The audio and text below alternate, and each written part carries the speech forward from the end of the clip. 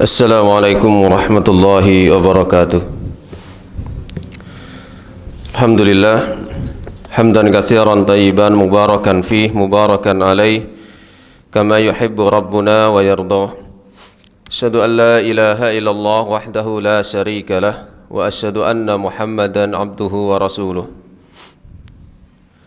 Allahumma salli ala Muhammad wa ala ali Muhammad wa ala ali Ibrahim innaka Hamidum Majid.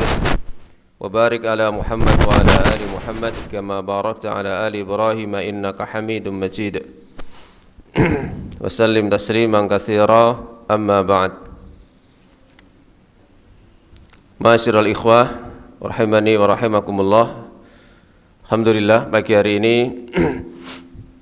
kita selalu awali dengan bersyukur kepada Allah Subhanahu wa taala dengan hati, lisan dan anggota badan kita, yang dengannya mudah-mudahan Allah Subhanahu wa taala menambah nikmat-nikmatnya kepada kita.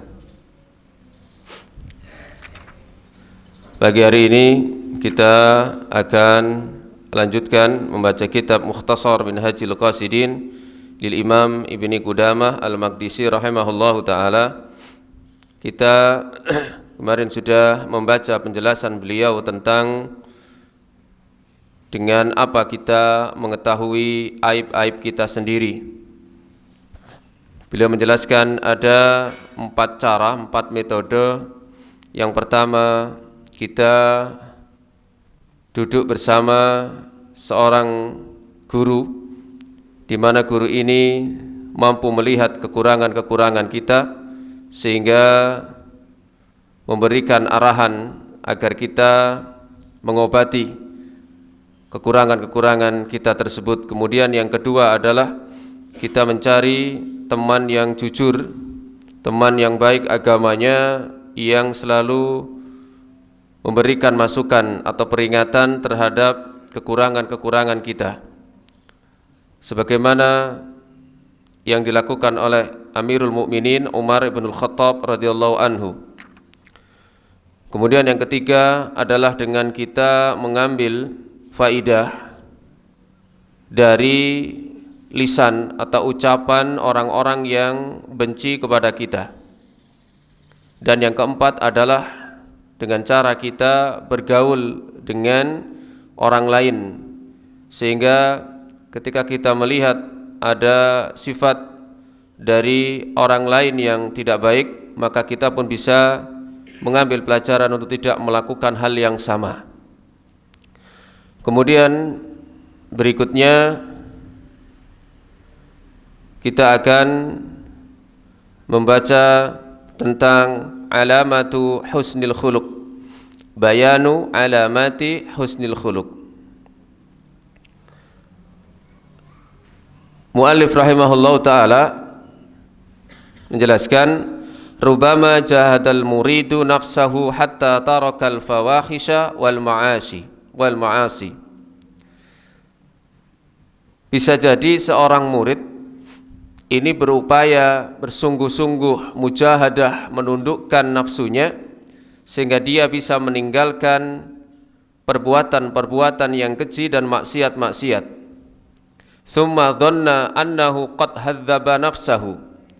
Kemudian dia mengira sudah mendidik nafsu jiwanya, wa hassana khuluqahu, dan membaguskan akhlaknya, wastaghna anil mujahadah. Kemudian dia sudah tidak butuh lagi untuk mujahadah berikutnya. Walaysa kadzalik, padahal bukan seperti itu. Fa in hasunal khuluq, fa inna husnal khuluq, karena sesungguhnya akhlak yang baik, huwa majmu'u sifatil mu'minin, ini adalah kumpulan sifat-sifat orang yang beriman. Wa qad wasafahumullahu ta'ala, dan sungguh Allah telah mensifati mereka. Faqala, dengan berfirman, innamal mu'minuna alladhina idza dzukirallahu wajilat qulubuhum wa idza tuliyat alaihim ayatuhu zadathum imanan wa ala rabbihim yatawakkalun. Sesungguhnya orang-orang mukmin itu hanyalah orang-orang yang apabila disebut nama Allah hati mereka bergetar. Wa idza tuliyat alaihim ayatuhu, dan apabila ayat-ayatnya dibacakan kepada mereka, zadathum imana, maka ayat-ayat tersebut menambahkan iman kepada mereka. Wa ala rabbihim yatawakkalun, dan kepada Rabb mereka bertawakal. Alladzina yuqimuna as-salata wa mimma razaqnahum yunfikun, yaitu orang-orang yang menegakkan salat dan memberikan infak dari sebagian apa yang kami karuniakan kepada mereka. Ulaika humul mu'minuna haqqan, mereka itulah orang-orang yang beriman dengan sebenarnya. Surat Al-Anfal ayat yang kedua sampai dengan ayat yang keempat. Waqala, dan Allah juga berfirman, at-taibunal abiduna, orang-orang yang bertaubat, orang-orang yang beribadah, alhamiduna as-sa'ikhuna ar-raki'una as-sajiduna, orang-orang yang memuji, orang-orang yang melakukan kebaikan, orang-orang yang ruku, orang-orang yang sujud, al-amiruna bil ma'ruf, dan orang-orang yang memerintahkan yang baik, wan nahuna 'anil munkar, dan orang-orang yang mencegah kemungkaran, wal hafiduna li hududillah, dan yang menjaga batasan-batasan Allah, wa basyiril mu'minin, dan berilah kabar gembira kepada orang-orang yang beriman. Surat At-Taubah ayat yang ke-112. Wa qala ta'ala, dan Allah Ta'ala juga berfirman, qad aflahal mu'minun, sungguh beruntung orang-orang yang beriman. Ila qaulihi ulaika humul warisun, mereka itulah orang-orang yang mewarisi. Surat Al-Mu'minun sampai dengan ayat 1 sampai dengan ayat yang ke-10. Begitu pula di dalam surat Al-Furqan ayat yang ke-63, Allah Ta'ala berfirman, wa ibadur rahmanil ladina yamshuna 'alal ardi hauna, para hamba Ar-Rahman, yaitu orang-orang yang berjalan di atas muka bumi ini dengan berwibawa. Ini sampai akhir dari surat Al-Furqan. Faman askala alaihi haluhu, maka beliau kemudian mengomentari, barang siapa yang merasa iskal, merasa ada sesuatu yang mengganjal, haluhu, keadaannya, fal yu'rid nafsahu ala hadhil ayat, maka hendaknya dia memaparkan jiwanya kepada ayat-ayat ini. Wa wujudu jami'i hadhihi sifat alamatu husnil khuluq, maka adanya keseluruhan sifat-sifat ini adalah tanda akhlak yang baik. Wa faqdu jami'iha alamatu su'il khuluq, dan kehilangan keseluruhan dari sifat-sifat yang Allah sebutkan dalam beberapa surat tadi adalah tanda akhlak yang jelek. Wa wujudu ba'diha dunal ba'di yadullu 'alal ba'di dunal ba'di, dan jika ada sebagian kemudian sebagian tidak ada, maka ini menunjukkan adanya sebagian tanda akhlak yang baik dan juga akhlak yang buruk. Falyastaghil bihifdzi ma wajadahu wa tahsilu ma faqadahu, dan hendaknya seseorang menyibukkan dengan menjaga apa yang dia dapati dan menghasilkan apa yang dia sudah kehilangannya. Jadi beliau menyebutkan, kalau seseorang itu ingin mengetahui dirinya apakah sudah memiliki akhlak yang baik, husnul khuluq, maka lihatlah ayat-ayat yang kita bacakan tadi. Kenapa? Karena akhlak yang baik itu adalah kumpulan dari sifat orang-orang yang beriman. Dan sifat orang-orang yang beriman Allah sebutkan dalam beberapa surat yang kita bacakan tadi. Sehingga kata beliau, apabila seseorang itu merasa bahwa dirinya memenuhi kriteria ayat-ayat yang di situ ada tanda-tanda orang yang beriman, maka berarti dia memiliki akhlak yang baik.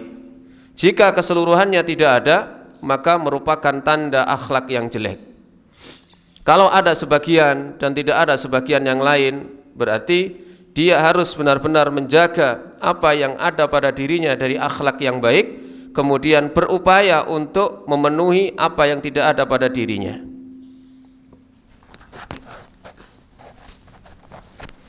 Intinya adalah parameter atau barometer dari seseorang dikatakan memiliki akhlak yang baik adalah dengan mencocokkan dirinya sesuai dengan sifat-sifat orang yang beriman yang di dalam beberapa surat dalam Al-Quran tadi.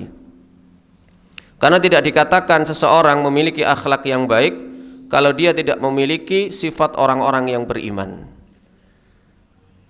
Maka ketika seseorang menyebutkan ciri-ciri, oh ini akhlaknya baik, maka harus dilihat apakah sesuai dengan sifat-sifat orang yang beriman atau tidak. Wa qad wasafa Rasulullah sallallahu alaihi wasallam al-mu'mina bi sifatin katsirah. Dan sungguh Rasulullah sallallahu alaihi wasallam telah mensifati orang-orang yang beriman dengan sifat yang banyak. Wa asyara biha ila mahasinil akhlaq, dan menunjukkan kepada sisi-sisi kebaikan akhlak. Wa fi sahihain, di dalam Sahih Bukhari dan juga Sahih Muslim, min hadisi Anas radhiyallahu anhu anna Nabiyya sallallahu alaihi wasallam qala, bahwa Nabi sallallahu alaihi wasallam bersabda, walladzi nafsi biyadihi, demi zat yang jiwaku ada di tangannya, la yu'minu abdun hatta yuhibba li akhihi ma yuhibbu li nafsihi. Tidaklah beriman dengan sempurna seorang hamba sampai dia mencintai untuk saudaranya apa yang ia cintai untuk dirinya sendiri. Tidak dikatakan sempurna iman kita apabila kita tidak mencintai untuk saudara kita apa yang kita cintai untuk diri kita sendiri. Ada beberapa terjemahan yang kurang pas yang beredar biasanya, diartikan dengan tidak beriman seorang hamba atau salah seorang di antara kalian sehingga dia mencintai saudaranya seperti mencintai dirinya sendiri. Ini kurang pas terjemahannya. Kenapa? Karena di situ ada kata sambung huruf jar li akhihi. Kalau ahabba langsung ke objek itu berarti mencintai. Misalnya uhibbullaha, aku mencintai Allah. Tapi di sini ada huruf lam, yuhibbu li akhihi, mencintai untuk saudaranya. Apa yang ia cintai untuk dirinya sendiri. Kalau dirinya mencintai kebaikan ya, bagi dirinya, maka dia pun harus memiliki rasa cinta kebaikan itu untuk saudaranya. Bila seseorang tidak menyukai sesuatu yang mencelakakan dirinya, maka dia pun harus mencintai atau menyukai ya, sesuatu yang tidak baik untuk dirinya seperti berlaku untuk orang lain. Nabi mengukur sempurnanya iman seseorang dengan kepedulian kita kepada saudara kita. Ini termasuk di antara mahasinul akhlak, sisi-sisi akhlak yang baik.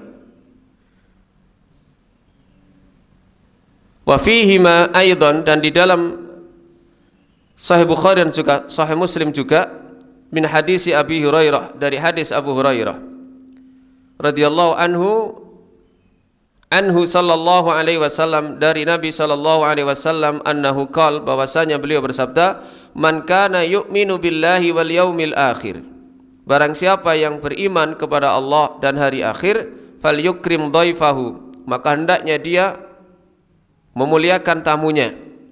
Wa man kana yu'minu billahi wal yaumil akhir, dan barang siapa yang beriman kepada Allah dan hari akhir, fala yu'dhi jarahu, maka janganlah dia mengganggu tetangganya.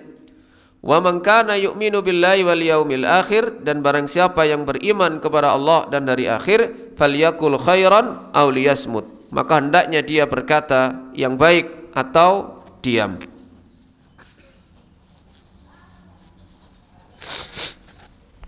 Ini juga merupakan tanda seseorang memiliki akhlak yang baik, yaitu dihubungkan dengan kesempurnaan iman kepada Allah dan hari akhir, yaitu dengan memuliakan tamu, tidak mengganggu, tidak menyakiti tetangga, dan juga berkata yang baik atau diam.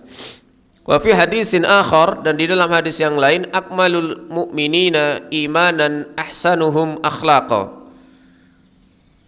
Mukmin yang paling sempurna imannya adalah yang terbaik akhlaknya di antara mereka. Semakin baik akhlak seorang mukmin, maka semakin sempurna iman yang dimiliki. Wa min husnil khuluq, dan di antara tanda akhlak yang baik adalah ihtimalul adza. Dia mampu memikul beban terhadap adanya gangguan. Wa fis sahihain, dan di dalam Sahih Bukhari dan juga Sahih Muslim, anna a'rabiyan jadzaba rida'an Nabi sallallahu alaihi wasallam. Ada seorang badui yang menarik dengan keras rida. Rida itu kain yang diselempangkan di atas pundak, selendang. Ya. Selendang Nabi ditarik oleh orang Badui sallallahu alaihi wasallam. Ya. Orang Badui ini orang pedalaman, orang gunung, orang desa yang dari sisi etika ini kurang, sehingga kadang perlakuannya kepada Nabi pun ini kurang menaruh hormat kepada beliau sallallahu alaihi wasallam. Tetapi Nabi sangat memaklumi hal tersebut. Hatta asarat hasyatuhu fi atikihi, sampai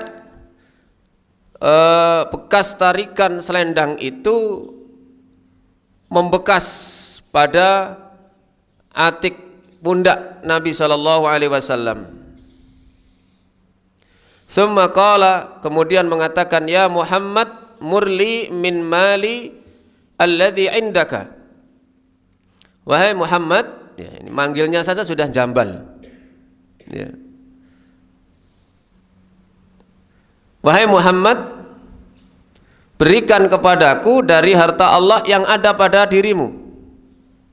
Faltafata ilaihi Rasulullah sallallahu alaihi wasallam. Nabi noleh. Nabi kaget, dari belakang ditarik selendang beliau sampai membekas pada pundak beliau.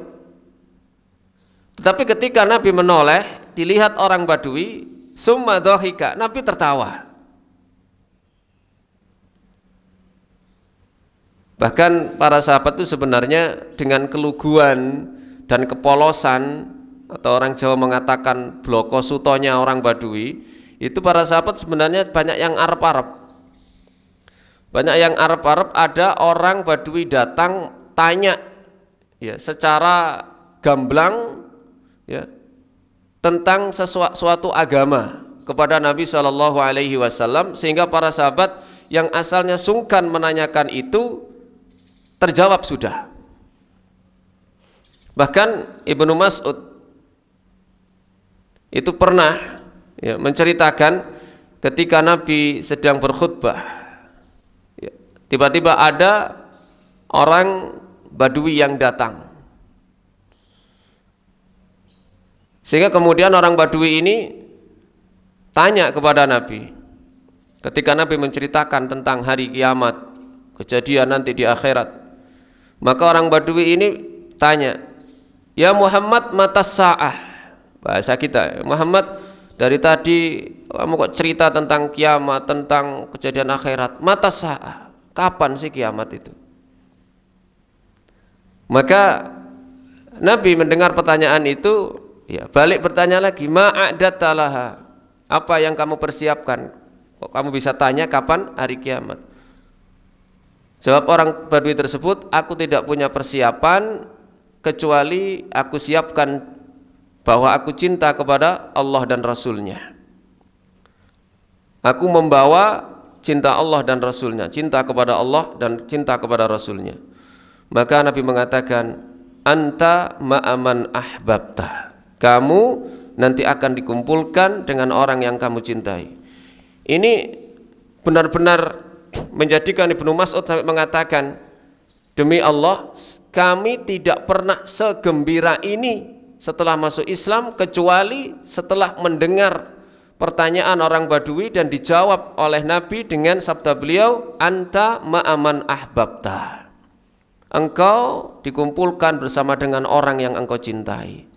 Maka Ibnu Mas'ud kemudian mengutarakan apa yang beliau simpan di dalam hati, ya. Aku mencintai Rasulnya, mencintai Abu Bakar, mencintai Umar, Utsman, walaupun amalanku tidak sebanding dengan mereka, dengan cintaku kepadanya aku berharap dikumpulkan oleh Allah bersama mereka. Jadi memang orang Badui ini juga banyak membawa berkah bagi para sahabat yang lain ketika mereka sungkan untuk bertanya tentang sesuatu, maka itu ditanyakan oleh orang Badui dan menjadi pelajaran bagi para sahabat yang lain. Nah, kembali kepada hadis tadi, ketika Nabi menoleh tahu orang Badui yang narik seperti itu, maka Nabi tertawa, summa umira lahu bi'ata. Nah, maka kemudian Nabi memerintahkan untuk memberi sebagian, ya, dari Baitul Mal kepada orang ini, orang Badui. Wa kana idza adahu qaumuhu qala. Maka orang Badui ini, ya, apabila beliau sallallahu alaihi wasallam disakiti oleh kaumnya, maka beliau mengatakan, Allahumma ighfir li qaumi fa innahum la ya'lamun. Ya Allah, ampunilah kaumku karena sesungguhnya mereka tidak mengetahui. Kalau dalam terusan hadis tadi itu yang tentang orang Badui, ketika diberi oleh Nabi, maka Nabi Badui mengatakan, Allahumma ighfir, Allahumma arhamni wa Muhammadan. Ya Allah, rahmatilah aku dan juga Muhammad. Wala tarhamni, dan jangan engkau, wala tarham, dan jangan engkau rahmati selain kami ini. Jadi saking cintanya kepada Nabi, bahwa Nabi itu ditarik seperti itu, tidak marah, kemudian dimintai harta, diberi, maka orang Badui ini dengan polosnya mengatakan, ya Allah, rahmatilah aku dan juga Muhammad, jangan yang lainnya. Maka Nabi mengatakan, engkau telah membatasi sesuatu yang luas. Rahmat Allah itu luas. Jadi orang kalau sudah cinta, itu dunia ini milik berdua. Liyane gak ono, ngontrak kabeh.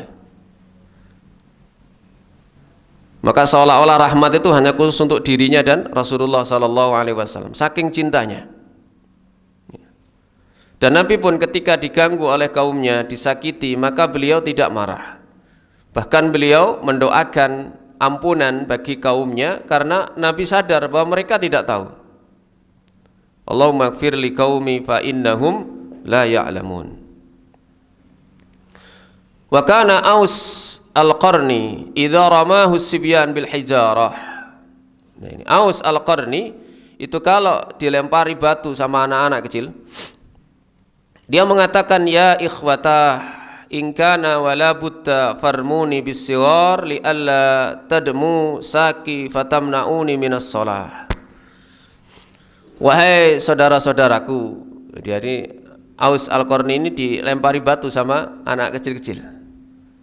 In kana wala budda, kalau kalian tidak punya kesibukan kecuali dengan melempari saya, bahasa sekarang gabut ya, kecil-kecil gabut, wis gak popo sawatono, tapi sing cilik ae, farmuni bis-siwar, mbek krikil aja gede-gede. Li alla tademuni, li alla tademu saki, supaya kakiku atau bagian tubuhku tidak berdarah. Fatamnauni minas shalah, sehingga mencegahku dari bisa sholat. Serapopo nek awakmu gabut sawatono, tapi sing cilik ae. Wa kharaja Ibrahim ibn Adham ila ba'dil barari fa asqab fastaqbalahu jundi faqala aina al-imran fa asara ila al-maqbarah. Ibrahim bin Adham pernah keluar menuju pasukan tentara, kemudian ada tentara yang menyambutnya dan mengatakan ainal Imran, di mana Imran? Fa asara ilal maqbarah, kemudian menunjukkan ke satu kuburan, gundukan kuburan.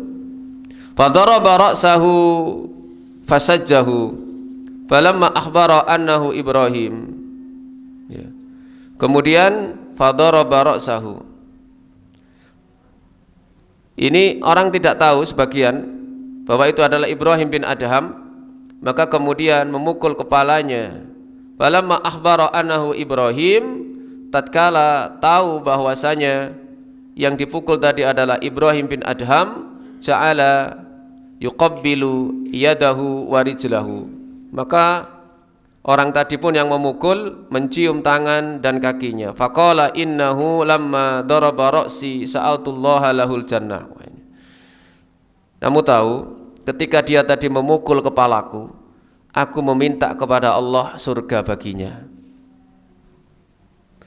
Jadi dipukul malah mendoakan surga bagi orang yang memukulnya. Li'anni alimtu anni uajjar bi darbihi iyaya falam uhib an yakuna nasibi minul khair. Nah ini. Kenapa? Karena aku tahu ketika aku dipukul itu dan sabar, maka aku akan mendapatkan pahala, dan aku tidak ingin, ya, an yakuna nasibi minhu al khair, bagian saya hilang, wa nasibuhu minni syarr, dan ketika dia memukulku maka dia mendapatkan dosa, kejelekan. Maka saat itu pula aku mendoakan agar dia juga sama mendapat surga, pahala dari Allah. Jadi ketika Ibrahim bin Adham ini dipukul dan dia sabar, dia yakin mendapatkan pahala. Tetapi orang yang memukul berdosa, maka saat itu pula dia mendoakan agar sama-sama juga mendapatkan pahala.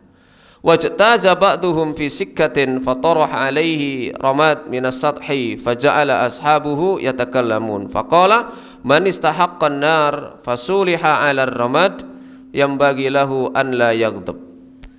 Jadi kemudian beliau memberikan nasihat, siapa yang diganggu hendaknya dia bersabar dan mendoakan orang yang mengganggunya tadi.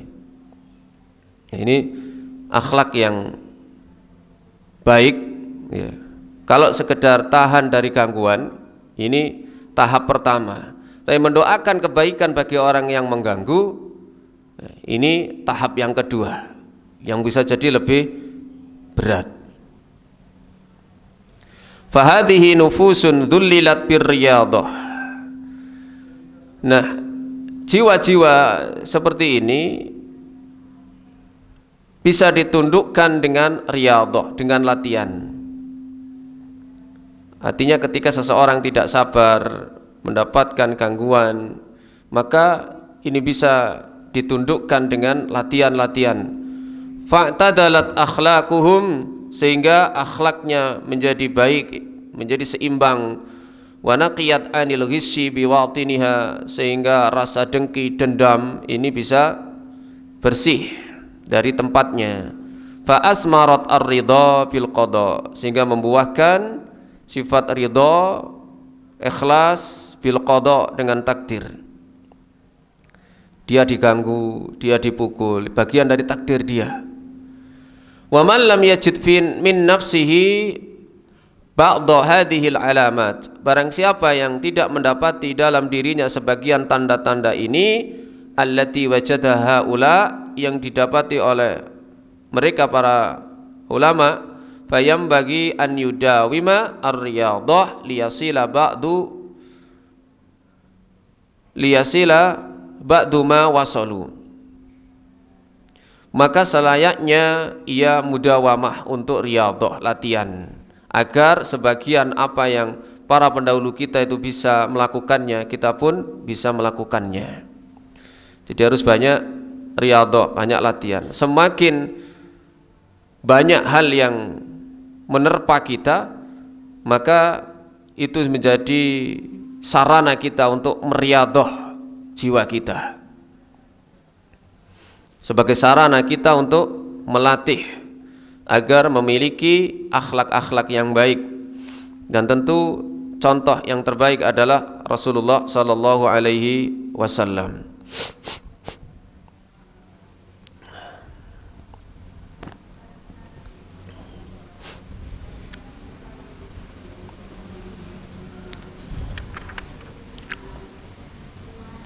Kemudian kita akan baca faslun fi syurutir riyadhah. Bahasan cukup pendek di sini tentang syarat-syarat riyadhah.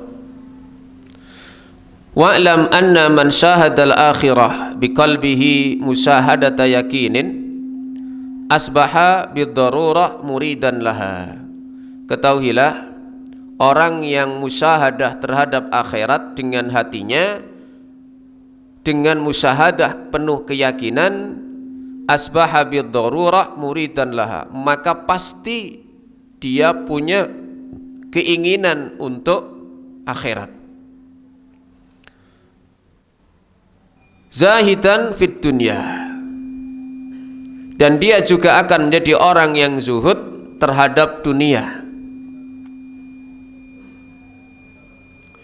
Fa inna man kana ma'ahu khirzah fara'a jauharah nafisah lam yabqa lahu raubatan fil khirzah fa idza qila lahu biha bil jauhrah asra'a fi dzalik. Tetapi siapa yang ada bersamanya ini keengganan, tidak memiliki musyahadah terhadap akhirat, lam yabqa lahu raghbah, maka dia pun tidak memiliki keinginan lagi, sehingga dia pun tidak memiliki sifat zuhud terhadap dunia.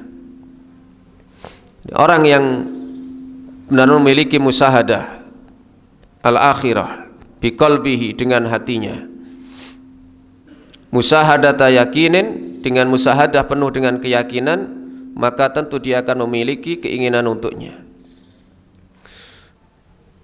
Di dalam hadis qudsi, Nabi SAW menyampaikan bahwa Allah memiliki malaikat-malaikat yang berkeliling di bumi ini. Malaikat ini khusus mendeteksi dan mencatat majelis-majelis zikir, majelis-majelis ilmu termasuk di dalamnya. Lalu kemudian dilaporkan nama-nama orang yang hadir di majelis ilmu ini, di majelis zikir ini, kepada Allah Subhanahu wa ta'ala. Kemudian Allah bertanya, dan Allah Maha tahu apa yang diinginkan oleh orang-orang yang hadir di majelis itu. Maka para malaikat menjawab, mereka menginginkan surgamu ya Allah. Kemudian Allah bertanya lagi, dan Allah Maha tahu, apakah mereka pernah melihat surga? Belum pernah, kata jawab malaikat. Bagaimana mungkin mereka tidak pernah melihat surga, kok memiliki keinginan untuk dimasukkan ke dalam surga? Kalau mereka belum pernah melihat surga saja begitu besar rasa tomak mereka terhadap surga, apalagi mereka pernah melihat secara langsung kenikmatan-kenikmatan surga. Tentu mereka akan lebih giat dan lebih semangat lagi untuk meminta surga dan menempuh jalan agar bisa masuk ke dalam surga. Mereka hanya sekedar diceritani saja sudah sedemikian tamak ingin masuk surga, apalagi betul-betul tahu kondisi secara real kenikmatan di surga. Lalu kemudian Allah bertanya lagi, dan Allah Maha tahu apa yang mereka ingin supaya aku melindungi mereka. Kalau yang pertama mereka ingin aku masukkan ke dalam surga, mereka berlindung kepadamu ya Allah dari siksa neraka. Apakah mereka pernah melihat siksa neraka secara langsung? Tidak pernah. Kalau mereka tidak pernah melihat siksa secara langsung saja, sedemikian takut mereka berlindung, apalagi kalau mereka melihat secara langsung siksa neraka. Tentu mereka akan lebih bersungguh-sungguh untuk berlindung kepadaku dari siksa neraka. Maka surga tadi Allah janjikan kepada mereka, dan Allah juga berjanji melindungi mereka dari api neraka. Dan contoh yang paling nyata tentu adalah Rasulullah SAW. Beliau ketika Isra diperlihatkan surga, diperlihatkan neraka. Bahkan ketika sholat beliau hampir memetik buah surga. Ketika beliau sholat, beliau maju, kemudian tangannya seperti ngeranggeh begitu, dan itu dilihat sahabat. Kemudian tiba-tiba beliau mundur, sehingga hal tersebut ditanyakan para sahabat, karena tadi Nabi memasuki surga dan hampir memetik buahnya, lalu setelah itu kemudian ditampakkan neraka apinya, Nabi pun mundur. Ini musyahadah. Musyahadahnya Nabi ya musyahadah ainiyah, dengan mata beliau sendiri. Hamba adalah musyahadah qalbiyah, memiliki sifat musyahadah hatinya, sehingga kalau orang benar-benar tahu seperti itu pasti sangat menginginkannya dan akan zuhud terhadap dunia. Wa'lam anna man razaqahu Allah Ta'ala al-intibah lidzalik. Ketahuilah orang yang Allah karuniai terhadap perhatian seperti itu, fa inna alaihi lasulukar riyadah syartan la budda min taqdimihi wa mu'tasiman la budda min at-tamassuk bihi wa hisnan la budda min at-tahassun bihi. Maka wajib baginya menempuh jalan riyadhah latihan sebagai syarat yang harus dia lakukan sebagai muqaddimah. Wa mu'tasiman la budda min at-tamassuk bihi. Dia pun berpegang dengan sekuat tenaga dan berlindung dengan sekuat tenaga pula. Jadi orang yang sudah Allah karuniakan al-intibah lidzalik, ya, perhatian terhadap supaya memiliki sifat musyahadah terhadap akhirat tadi, maka dia harus menempuh jalan riyadhah sebagai syarat yang tidak boleh dia tinggalkan dan harus berpegang dan berlindung. Fa amma syartu fa huwa raf'ul hijab bi tarkidz dzunub. Adapun yang dimaksud dengan syarat tadi adalah raf'ul hijab bi tarkidz dzunub. Dia harus menyingkap hijab dengan meninggalkan dosa. Kalau seseorang ingin musyahadah, hatinya bisa musyahadah, menyaksikan, maka dia harus angkat, dia harus singkap hijab penutup itu dengan meninggalkan dosa-dosa. Wa ammal mu'tasim, adapun al-mu'tasim yang menjaga, fasyaikhun yadullu ala tariq, maka ini adalah guru yang menunjukkan pada jalan, li'alla tahtatifuhu asyayatin fis subul, supaya dia tidak disambar oleh setan di waktu dia jalan menempuh jalan itu. Wa ammal hisnu, adapun benteng itu adalah khalwah, adalah kebersendirian dia, ya. Wa alaihi minal wadhaif mukhalafatul hawa, dan wajib bagi dia untuk menyelisih hawa nafsu, wa kasratu dzikri, banyak berzikir, wal iktisad fil aurat, dan tengah-tengah dalam membaca zikir atau wirid, sesuatu yang rutin dia lakukan. Imam Ahmad itu pernah memberikan nasihat, hendaknya kita itu memiliki waktu luang, waktu khusus kita berkhalwah kepada Allah Subhanahu wa ta'ala, antara kita dengan Allah Subhanahu wa ta'ala harus punya waktu khusus, dan itu banyak dilakukan oleh para ulama tentu di waktu yang sangat cocok, yaitu di malam hari, berkhalwah, bersendirian, ya, dengan Allah Subhanahu wa ta'ala, bisa dengan memperbanyak zikir. Wal iktisad fil aurat, kata beliau, orang itu iktisad, tengah-tengah dalam membaca wirid atau rutinitas zikir dia. Nah, tentu dengan zikir-zikir yang maksur dari Rasulullah sallallahu alaihi wasallam. Wa muntahar riyadhah, dan akhir dari riyadhah ini an yajida qalbahu ma'allahi abadan, dia mendapati hatinya bersama Allah selamanya.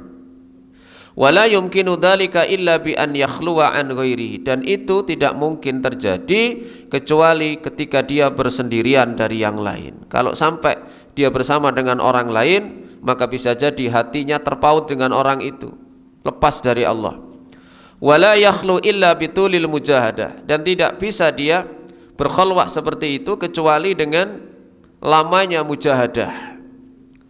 Fahadha minhaju riyadatil murid wa tarbiyatuhu fit tadrij, dan ini adalah metode riyadah seorang murid dan pendidikannya di dalam tingkatan untuk mencapai derajat musyahadah tadi. Fa amma tafsilur riyadhah fi kulli sifatin, adapun perincian riyadhah dengan setiap sifatnya, kata beliau, fasayati insyaallah, akan beliau jelaskan insyaallah. Kalau istilah riyadhah ini memang dikenal ya. Kalau di istilah orang-orang tarekat ada, Ibnu Taimiyah pun, Ibnu Qayyim dalam kitab Tazkiyatun Nufus juga menggunakan istilah ini. Artinya ya, para ulama Ahlussunnah wal Jamaah pun mereka kadang-kadang sama dalam istilah beberapa hal yang berhubungan dengan khususnya Tazkiyatun Nufus, riyadhah, kemudian juga mursyid, murid, kemudian suluk ya. Namun perbedaan mereka adalah dalam menempuh itu ya tidak sama. Seperti membaca wirid, maka tidak ditentukan berapa. Kalaupun ada yang menentukan, maka harus ada dasarnya atau ada dasar dalilnya. Karena ini adik saya pernah ikut tarekat seperti itu. Dia punya tugas untuk mengamalkan satu jenis wirid dengan bilangan tertentu. Misalnya saat itu dia mendapatkan tugas membaca wirid itu 6.666. Itu dalam sehari semalam. Kalau enggak, dia punya hutang.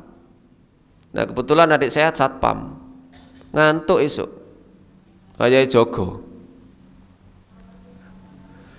Dia hanya dapat separuh, berarti besok dia punya hutang.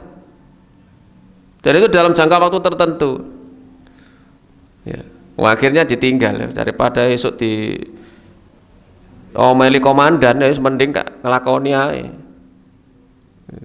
Jadi sesuatu yang memang tidak sesuai sunnah itu ya berat. Makanya di sini disebutkan wal iktisad fil aurat. Iktisad itu ya tengah-tengah. Ya, tengah-tengah yang artinya yang paling baik ya sesuai dengan sunnah Nabi sallallahu alaihi wasallam.